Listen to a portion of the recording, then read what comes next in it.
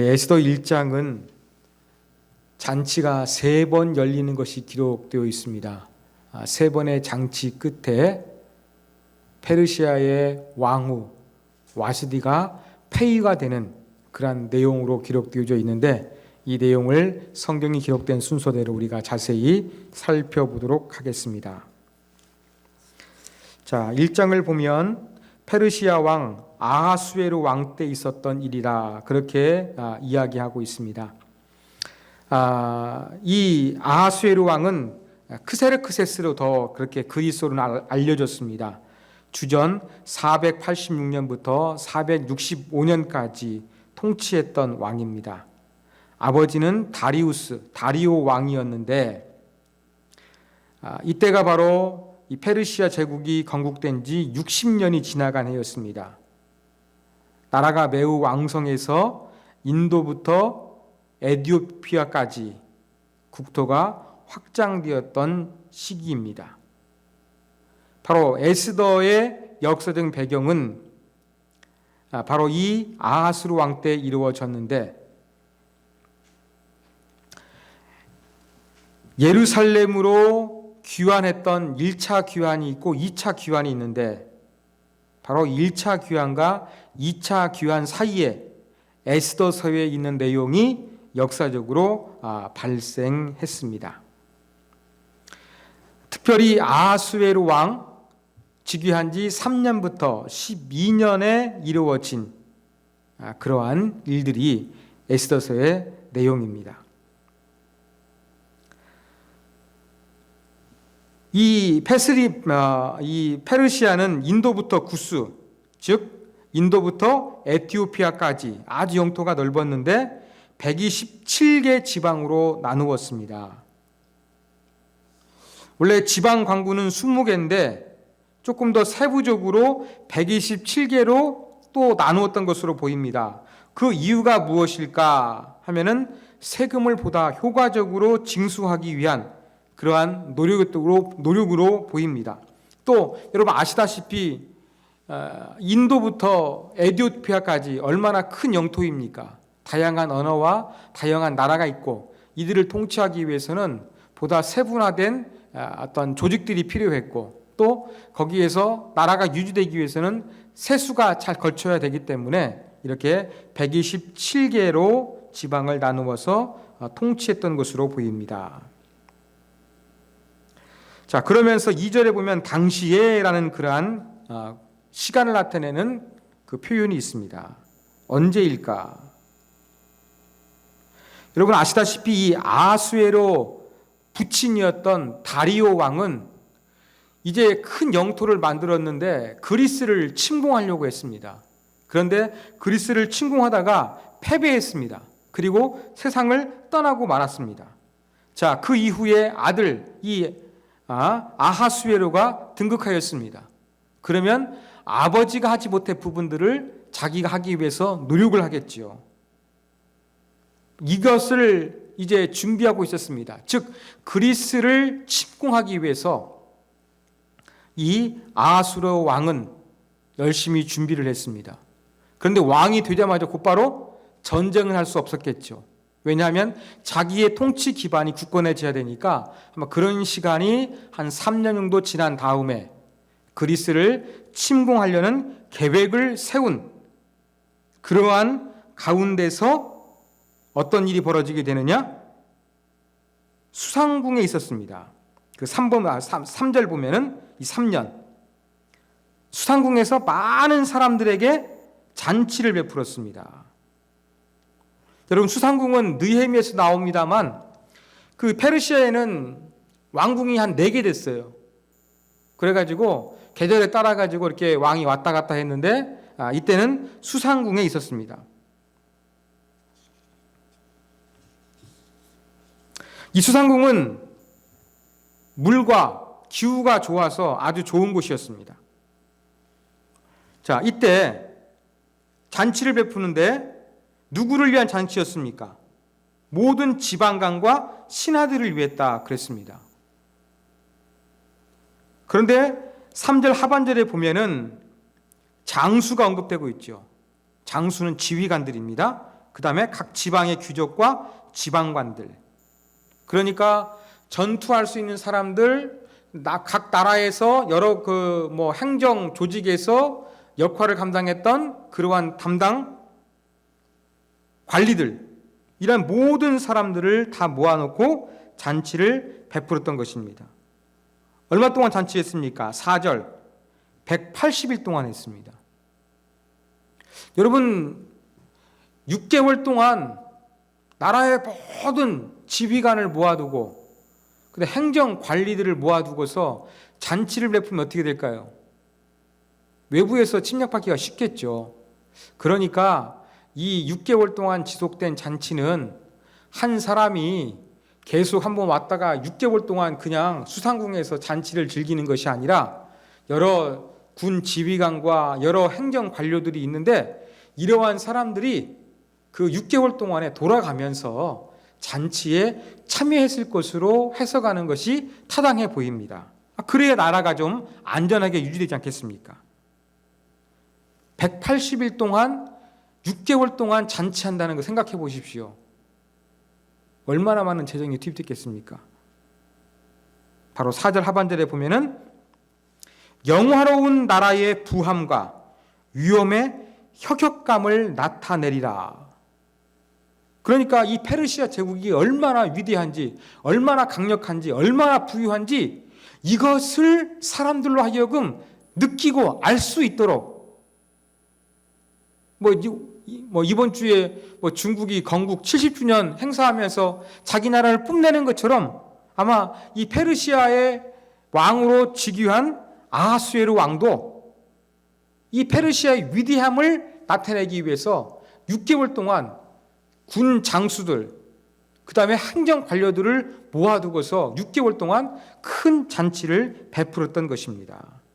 이게 바로 첫 번째 잔치였어요. 5절에 보니까 또 이날이 지남에 잔치가 끝났다는 이야기입니다.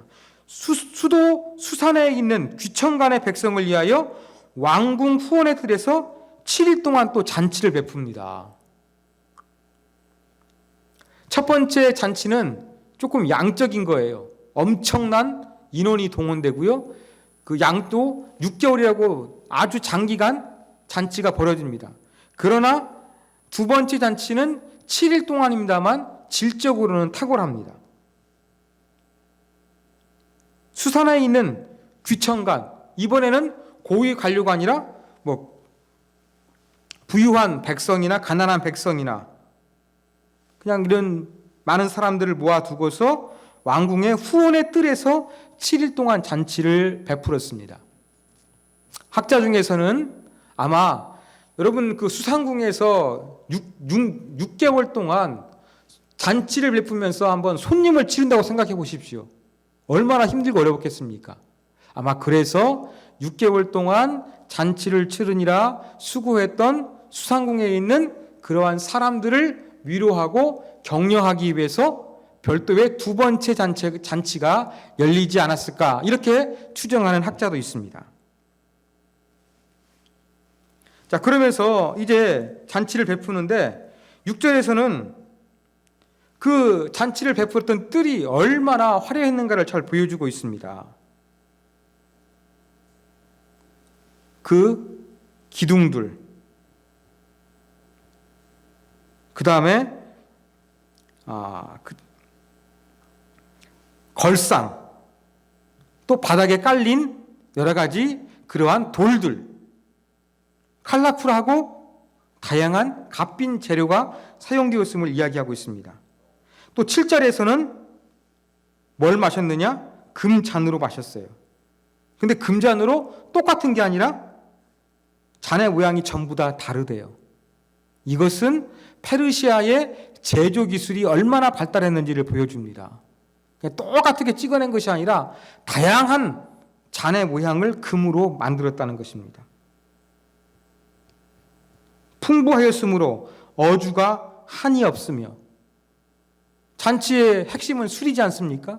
술이 그냥 끊임없이 제공이 되었다는 것입니다. 그 다음에 8절, 이 술에 대해서 어떻게 마셨는가를 묘사합니다. 여러분, 술을 먹는데도 법도가 있어요.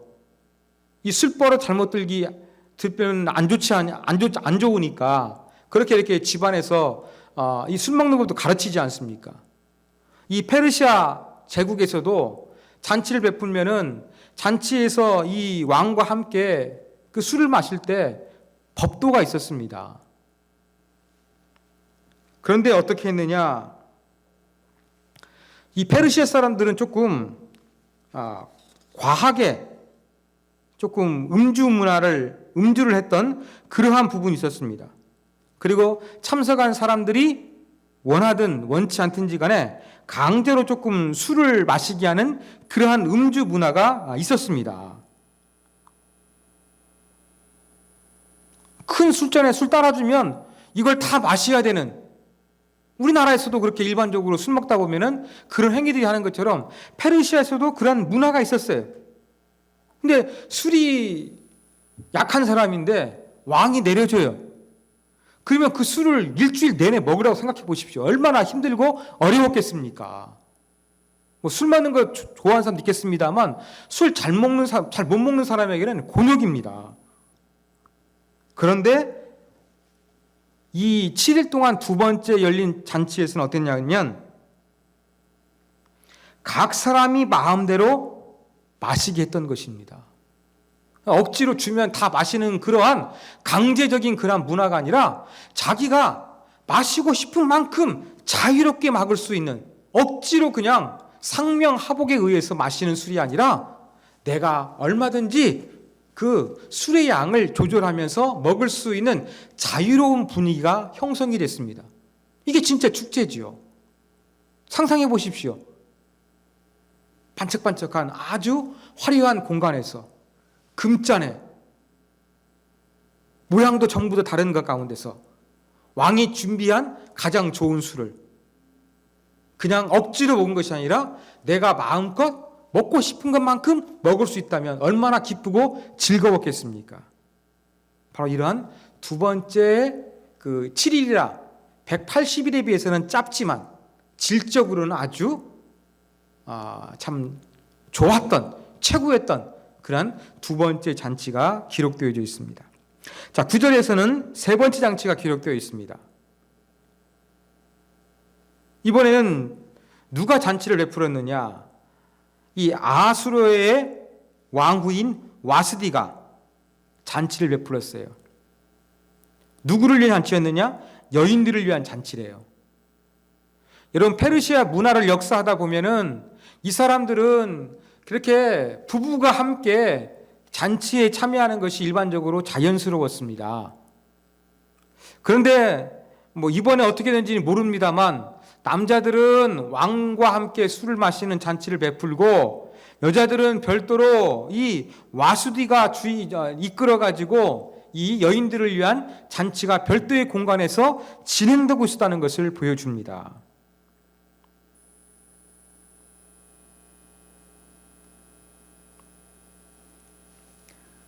자, 그러는 가운데 10절, 이제 잔치가 7일 동안 열린다 그랬죠. 두 번째, 세 번째 잔치는 동시에. 그런데 왕이 주흥이 일어났다 그랬습니다. 술 기운에, 쉽게 말해서 어전 내시에 7명이 등장하죠. 내시들 7사람을 보내가지고 왕후를 어떻게 하느냐? 남자들이 지금 술 먹고 있는 잔치 열리는 공간으로 다 왕후를 불러들였던 것입니다. 왕후의 관을 정지하고 왕후로 나오라. 이것은 여러분 고대 사회에서 왕에게는 여자가 한 명만이 아니었죠. 여러 아내들이 있었을 것입니다. 그런데 관을 쓰고 나오라는 것은 여러 아내들이 있지만 그래도 제일 왕비 호칭을 받을 수 있는 그러한 여인이란 이야기입니다. 그런 여러 왕이 관계하는 여자들이 있었습니다만 그래도 공식적으로 퍼스트 레이디라고 할 수 있는 이 모습을 하고서 와우디가 잔치가 열리는 곳으로 나오라고 했습니다. 목적은 무엇일까요? 자랑하기 위해서죠. 자기 이 왕후 와스디가 얼마나 아름다운 여인인지 술에 조금 올라오니까 기분이 좋아가지고 자랑하고 싶었던 그런 마음이 들었던 것입니다. 사람을 보냈어요. 근데 12절 어떤 결과가 이루어지게 되느냐? 와스디가 왕의 명령을 따르기를 싫어합니다. 기분 좋게 한번 자기 마누라가 얼마나 예쁜지 자랑하기 위해서 데려오라고 그렇게 큰 소리 뻥뻥 쳤는데 왕후가 안 와요. 기분이 좋을 리는 없겠죠. 그런데 성경은 그냥 화났다고 하는 것이 아니라 마음속에 불 붙는 듯한다. 강력한 진노가 나타나면서 이 아하수르의 왕의 성격을 묘사하고 있습니다. 그냥 화가 나가지고 주체할 수 없는 그러한 그의 격동적인 그런 성품의 상태를 묘사하는 것입니다. 얼마나 화났겠습니까? 자, 그렇다고 한다 그러면 왜 와스디는 감히 왕이 명령하는데 이걸 왜 거부했을까요?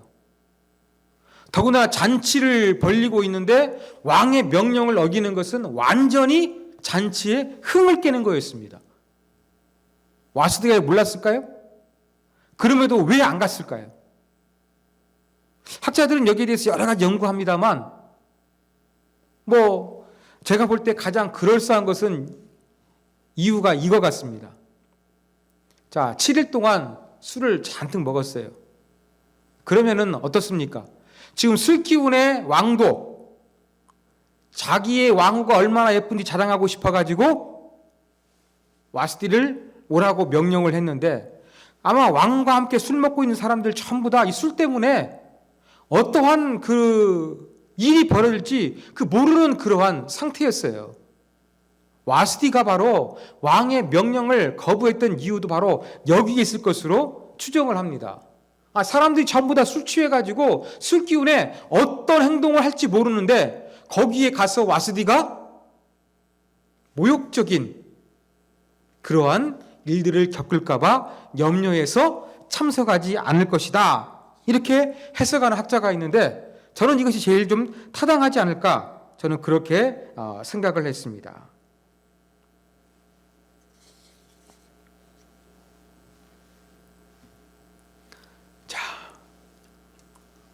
기분 좋게 많은 사람들 앞에서 이 왕후의 미모를 자랑하려고 그랬는데 부인이 거부해가지고 왕의 체면이 아닙니다.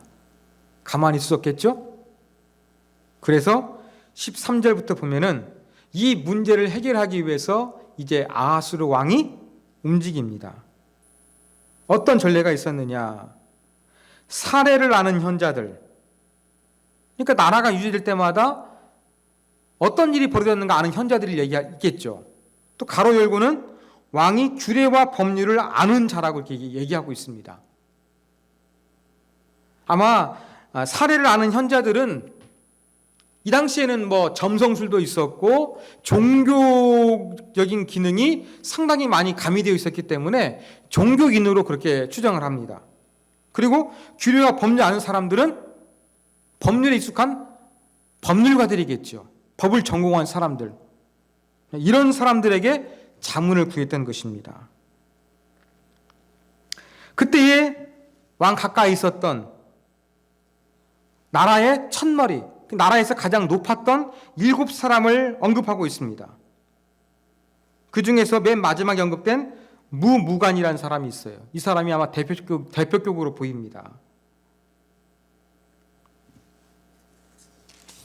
이 사람이 왕이 어떻게 처리할 것인가 의논을 하게 되니까 이제 자기가 이렇게 했으면 좋겠다 의견을 제시하는 것이 바로 16절 이하에서부터 이루어지고 있습니다.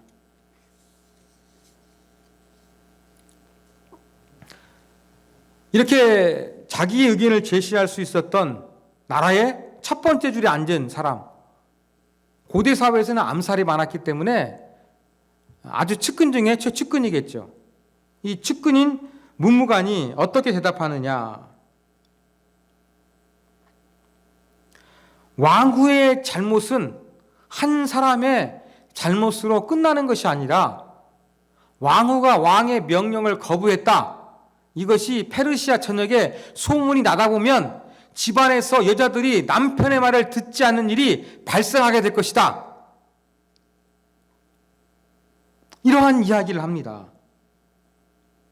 그래서 이 왕후의 마음을 움직이지 못한 왕에게 문제가 있다고 말하는 것은 전혀 언급하지 않는 거예요. 그러면서 이 왕후 와스디의 문제가 나라 전체 여자들에게 미칠 수 있는 파급 효과가 너무나 부정적일 것이라는 이러한 이야기를 하면서 그러면 남자들이 아내들로부터 멸시를 당하게 되는 그러한 끔찍한 사건이 벌어지게 될 것이다. 한 왕궁에서 이루어지는 문제가 아니라 나라 전체의 문제로 이미 퍼질 것을 가정하고서 왕에게 이야기를 했던 것입니다. 그러면서 19절 어떻게 합니까? 왕이 만일 좋게 여기실진대 와스디가 다시는 왕 앞에 오지 못하게 하는 조소를 내리십시오. 그렇게 이야기합니다. 여기에서 지금 와스디를 어떻게 부르고 있습니까? 왕후라는 말도 빼버렸어요. 그냥 이름만 부르고 있어요. 문무간에 벌써 머릿속에서는 왕후가 아니었던 것입니다. 그냥 이건 단순히 그냥 왕께서 명령 내릴 것이 아니라 명확하게 칙령을 내려라. 조서를 내려라. 그래서 이 바꿀 수 없는 확실한 법으로 선포해서 와스디의 영향을 받아서 여자들이 남편을 무시하는 일들이 페르시아 전역에서 발생하지 않도록 확실한 법령을 제정해야 한다. 라고 그렇게 건의했던 것입니다. 이 얘기 듣고 나니까 왕과 다른 사람도 어떻게 반응합니까? 21절. 좋게 여겼다고 그랬습니다. 좋게 여긴지라 주어는 왕과 지방관들이에요. 그 동사는 단수형으로 되어 있어요. 이건 단수 누구겠습니까? 좋게 여겼지만 다 그 자리에 있는 왕이나 신하나 좋게 여겼지만 가중치가 어디에 있었느냐? 아하수에로 왕에게 있었다는 것을 보여주는 것입니다. 그래서 왕이 문무간의 제한대로 그렇게 집행을 하게 되는 것이죠. 집행을 하는 가운데서 어떻게 합니까? 제가 말씀드린 대로 인도에서부터 에티오피아까지 아주 넓은 영토였어요. 전쟁을 통해서 큰 나라를 만들었기 때문에 다양한 민족과 언어가 있어요. 이 모든 페르시아 민족과 국민들에게 이 칙령이 전파되기 위해서는 여러 언어로 번역될 필요가 있었습니다. 바로 그렇게 모든 사람들이 알아들을 수 있도록 여러 말로서 조서를 내렸다는 것을 이야기하고 있습니다. 또 한 가지, 남편이 자기의 집을 주관하게 하고 자기 민족의 언어로 말하게 하라. 이게 무슨 말입니까?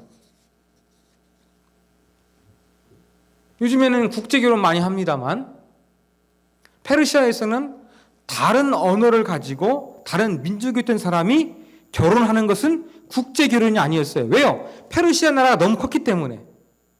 페르시아 안에서 한 남자와 한 여자가 결혼하는데 언어와 민족이 다른 사람끼리 결혼할 수가 있어요.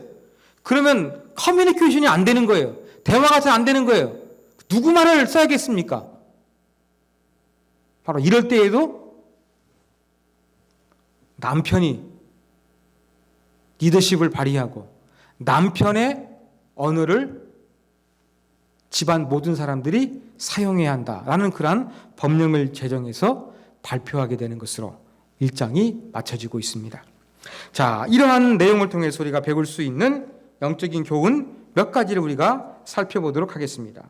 첫 번째 교훈입니다. 여러분, 우리는 세속적인 가치관을 경계해야 한다는 교훈을 얻을 수가 있습니다. 여러분, 페르시아 왕궁에서 보여주는 이 모습은 세상의 가치관과 모습과 별 다를 바가 없습니다. 자, 와스디가 왕의 명령을 거부해서 새로운 법이 제정이 됩니다.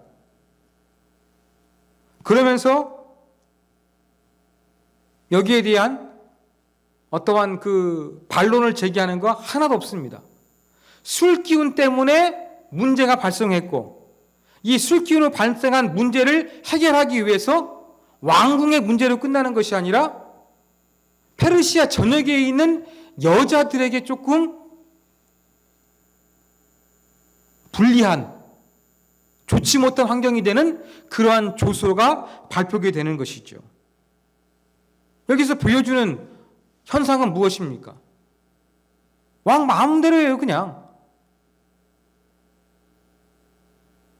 잔치 베풀고, 두 번 잔치 베풀고, 술 먹고, 어떤 자기 좀 술기운이 올라와 가지고 자기 마누라가 얼마나 예쁜지 자랑하고 싶었는데 완전히 체면을 구기게 되는 그 사건.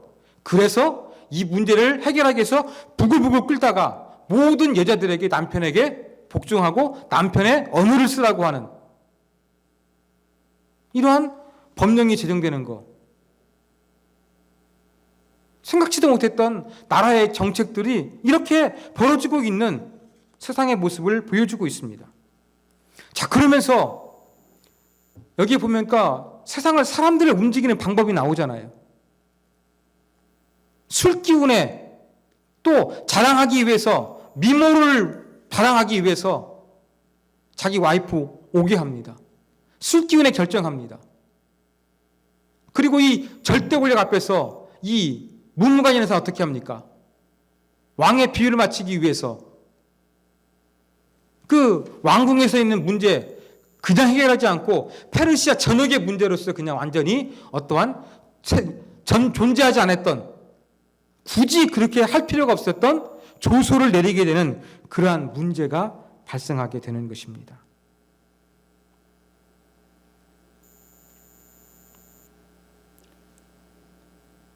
(6개월) 동안, 7일 동안 금전에 먹고 살리는 물질주의, 쾌락주의, 미모를 과시하고 힘을 과시하는 이 권력욕, 남을 자기 마음대로 조종하려는 모습, 이러한 세상의 여러 가지 가치관이 이 오늘 1장에 보여진 이 수상궁 안에서 전체적으로 다 나타나고 있다는 것을 그대로 보여주고 있는 거예요.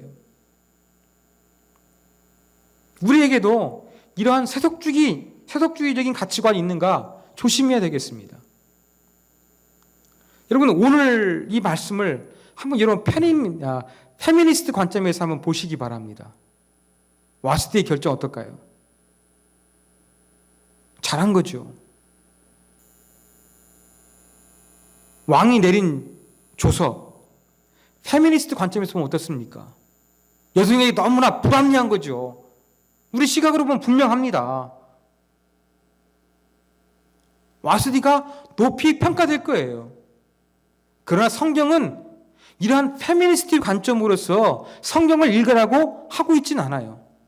그런데 우리는 이러한 세속적인 관점을 가지고 얼마든지 이 에스더스를 바라볼 수가 있는 거예요. 우리 이런 것들 통해 가지고 그 1장에 나타난 수상궁에서 이루었던 여러 가지 일들은 세상의 문화가 어떠한지를 잘 보여주고 있습니다.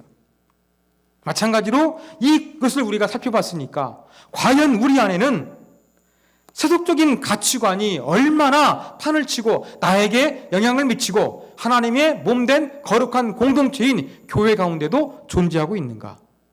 우리로 하여금 살펴보게 하는 교훈점을 제시하고 있습니다. 두 번째 교훈입니다. 절대 권력은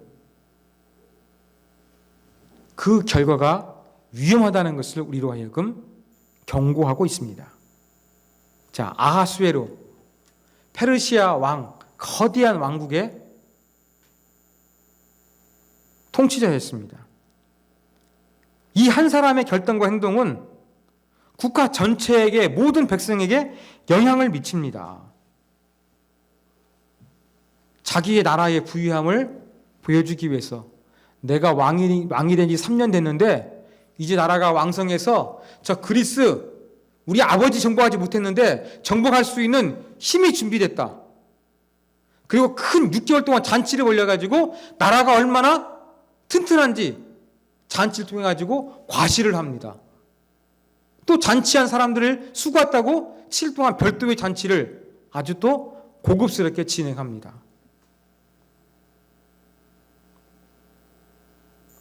이 아하수에로 왕의 마음에 뭐가 있었습니까?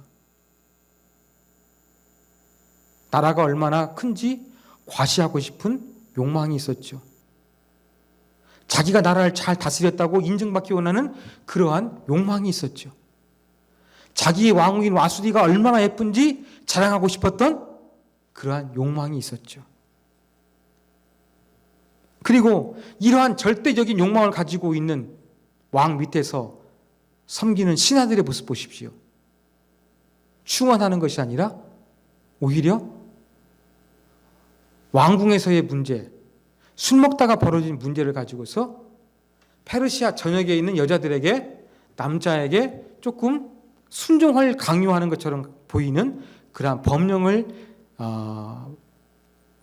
제정해서 발표하게 만들었습니다. 왕의 비위를 맞추기 위해서 노력하고 있을 뿐입니다. 절대 권력이 어떠한 영향을 미치고 있습니까? 사회를 멍들게 하고 있습니다. 여러분, 역사적으로 살펴보면요, 이 아하술의 왕이 그리스를 아버지가 실패했는데 자기도 정복한다고 했었죠. 시도하다가 실패했어요. 그냥 실패하고 말았습니다. 절대 권력이 막강합니다만 이것이 잘못 사용되어지면 그 나라와 그 나라에 속한 많은 무고한 사람들에게 엄청난 파급력을 주기 때문에 우리는 이러한 부분들을 위해서 기도해야 되는 거예요. 그래서 성경은 뭘 강조하고 있습니까? 임금들과 높은 지위에 있는 모든 권세자들을 위해서 기도하라. 디모데 전서에 보면 그렇게 가르치고 있지 않습니까? 바로 그러할 때입니다.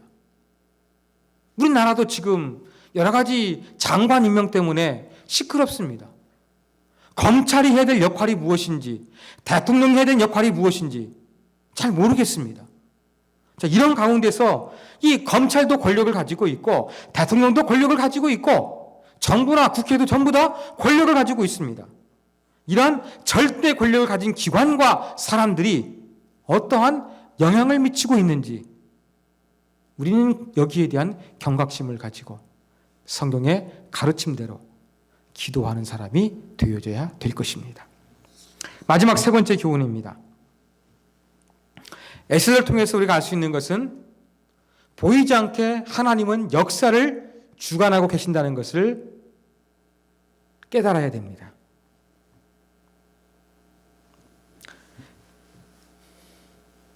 여러분, 세상 사람들은 우연이란 말을 사용합니다. 그렇지만 우리 하나님을 믿는 그리스도인들은 우연이란 것보다는 하나님의 뜻과 계획 가운데서 이루어진 섭리로 받아들입니다. 에스더서도 그렇게 받아들여야 됩니다. 에스더를 보면은요, 하나님이라는 이름이 등장하지 않아요. 10장이나 되는데 하나님이라는 이름이 한 번도 안 나와요. 그리고 이 10장이나 되는 구절을 통해 가지고 뭔가 하나님을 위해서 예배했다. 어떠한 종교적인 어떠한 가르침, 종교적인 행동에 대한 것도 안 나와요. 그렇지만 이 에스더서는 하나님의 이름이 없고 하나님을 예배하는 것이 아무것도 없는 것 같아도 유대 사람들을 보호하시고 구원하시는 하나님의 섭리가 있다는 것을 보여주고 있습니다. 제가 이 에스더라는 본문을 선택해서 강의하게 된 이유도 바로 여기에 있습니다. 우리가 살고 있는 이 시대에 하나님이 없는 것 같습니다. 하나님이 없어도 발달한 현대 과학 문명이 하나님의 자리를 대신해 주는 것 같습니다. 세상에는 즐겁고 가볼 만한 곳이 너무나 많이 있고 인생은 짧은 것 같습니다. 사람들이 그래서 즐기며 자기 중심적으로 살아갑니다. 하나님의 자리는 없는 것 같습니다. 이러한 가운데서 우리는 하나님은 어디에 계신가? 왜 기독교는 점점점 힘을 잃고 있는가? 이러한 질문을 던질 수가 있습니다. 엑소더서에 하나님에 대한 이름이 등장하지 않고 종교적인 행위가 등장하지 않더라도 유대인들을 구원하게 되는 불임절이 탄생하게 되는 배경이 명시적으로 말하고 있지 않지만 하나님 때문에 가능하다는 것을 보여주는 것이 바로 에스더인 것처럼 이러한 에스더를 우리가 살펴보면서 하나님이 보이지 않고 하나님이 필요 없는 세상처럼 보이는, 그래도 잘 돌아가는 세상인 것처럼 보이는 이 시대에 우리는 반드시 이 시대 가운데는 하나님이 역사하신다는 것을 발견하고 깨닫고 인정하고 그분의 뜻이 이루어지기를 기도하기 위해서, 내가 쓰임받기를 위해서 우리가 에스더를 공부해야 될 것입니다.